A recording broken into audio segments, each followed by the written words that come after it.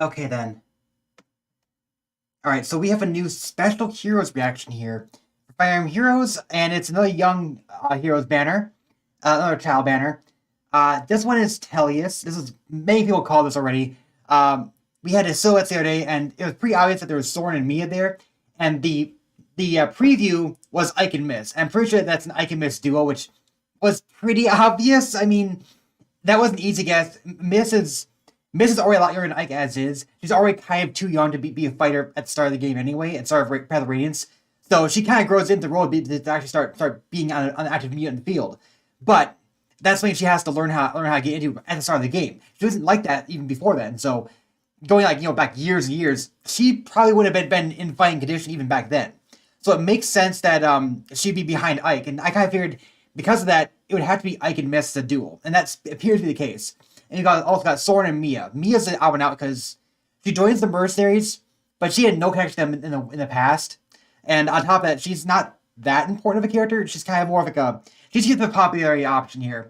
But who are the other ones? They could go straight mercenaries, but it's odd because on these child banners, they've never had older characters. Like, for example, Titania would have been like at youngest a teenager. So I don't. You think that it'd be Titania because she's so important. She's one of the core characters of mercenaries. But at the same time, I think she's a little bit too old to be in that role. But maybe they'll do that in there, or maybe we get an odd one out and we get like Elena. But I don't think so. I think we're gonna stick with a couple of other characters who are not part of the core mercenaries, and we'll get like Ilincia, who's a really important character. And the other one, I have no idea. Raynelf, perhaps? It's hard to say. Like, we know that most beast units in Tellius, most Lagoos, they are outlive humans, but the beast Lagoos are odd because they seem like they have a short lifespan. So maybe we can get like a Raynelf here. I'm not sure who the last two are, so we'll have to watch and see who this is. But my guess is Ilincia and either Raynolf or an out and out like another popular character, perhaps like Nephany, for example. So let's go ahead and watch this. Oh yeah, Oscar's another one too. It could be him. It could be him because he is one of the first characters who joins your party early on. I don't think it'd be Boyd because Boyd's not in the he's not in the regular pool yet. So I don't think it'd be Boyd, but that's a possibility, I guess. But okay, here we go. So I'm pretty sure the first one on the list is Mia because she's also on the originals. She's on the original thing too. Yeah, see, there's Mia. Budding Blade. I'm gonna be the best sword And Yatko. ever. They did replace her voice. Sharp War Sword. Speed Defense Tempo. Inflict speed defense minus 3 foe and notice effects that grant physical charge from command minus X to foe or inflict physical charge minus X on you during combat. Notice effects that grant special column charge plus or inflict special column charge minus. That okay, so these are really interesting. So these tempo skills, they reduce two stats by 3, and they give you like a sort of a guard effect. But it protects you and also reduces that for the foe too. Sharp War Sword accelerates special trigger cooldown count -1. If a skill compares unit speed to a foe's speed, if a skill compares unit speed to a foe's or ally's speed, treats unit speed as a grab +10. So it's what is this? It's Phantom Speed. At start of turn, if unit is within 2 spaces ally, grants no follow up and dodge to unit for 1 turn. She gets dodged from a weapon. If you engage combat within 2 spaces ally, grants attack speed +5 to all stats you get during combat. She gets dodged or a friggin' weapon.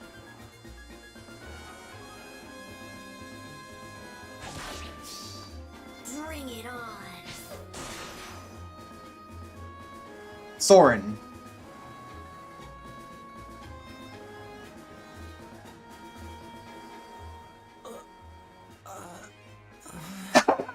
This is young Soren. This is okay. So people may not realize the context here. This is Soren when he first meets Ike. So okay, here's the thing. I actually was reading about this just before this happened, just out of curiosity. This is when this is set when Ike and Miss are still living in Gallia, And Soren's in Gallia too. So he's actually in Gallia, but with a wizard basically. And he's a kind of like a pupil a wizard, but he was never taught how to speak. And I was interested how they pull it off, because if they're going to do that at this point in time, like, are they actually have it at that point in time where he can't speak yet? Yeah, it is. It is where he can't speak yet. That's interesting. See, he doesn't know how to speak until after.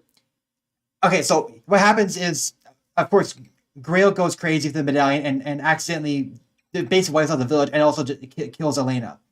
That's the event that happens later on. After that event, Soren leaves Gallia and ends up finding a new place, and he ends up with he ends up getting taught how to speak there. But that happens after this event happens in Gallia. So this is before these events happen, because Soren at this point in time he still can't speak yet. That is very interesting that they're actually doing that. Okay, Adroit War Tome. Accelerate special trigger clone count -1. At start of combat, if you its HP is greater than 20%, grants attack res plus 60 during combat, and the following effects occur based on values of units res minus foes res. If greater than 1, you makes a follow-up attack. If greater than 5, foe uses sword, lance, axe, bow, or dagger, or beast damage, full counter attack. If greater than 10, reduces the percent of foes non-special reduced damage by X% skills. Oh.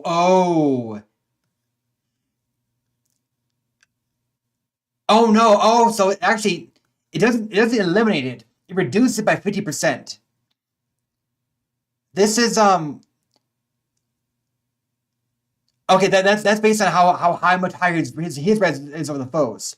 So he has to have 10 or more res greater than the foe, and he'll reduce non-special damage by 50%. Interesting. So it's not quite the extent of like Deadeye, but it's still like a positive effect. Yeah, that's interesting. Now who's this? Oh, Ileana! No way! I guess I could share my snacks with you. They freaking did Ileana! No!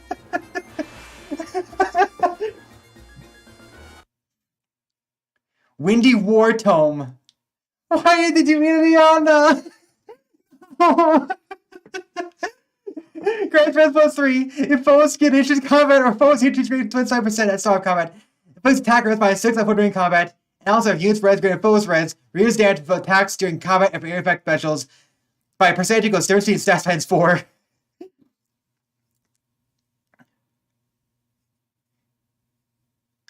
Max 40%.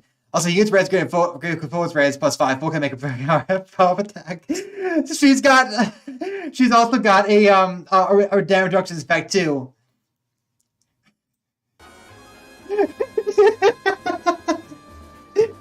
She's so cute. It's time to eat. Okay, here's Ike and Mist. Close-knit siblings. Wait up, Ike. I'm coming with you. Not this time, Mist. This isn't for fun. I need to train.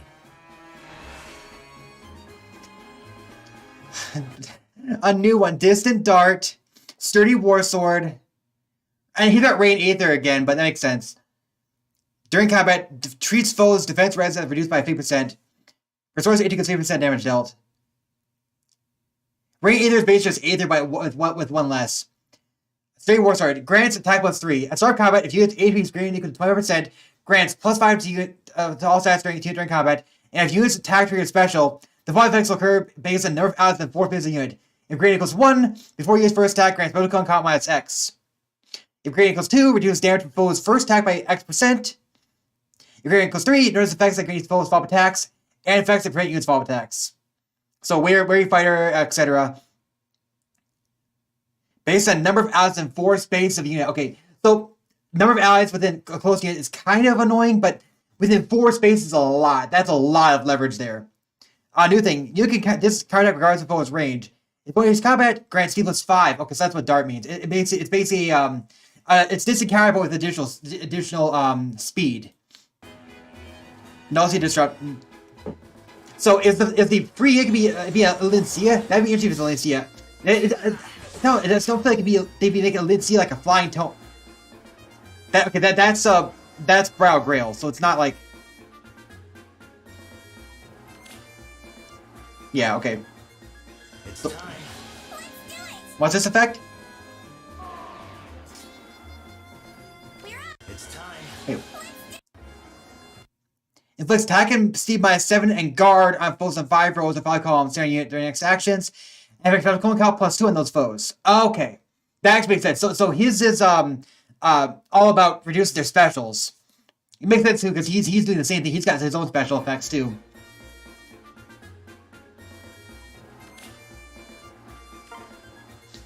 It's time. Let's do it!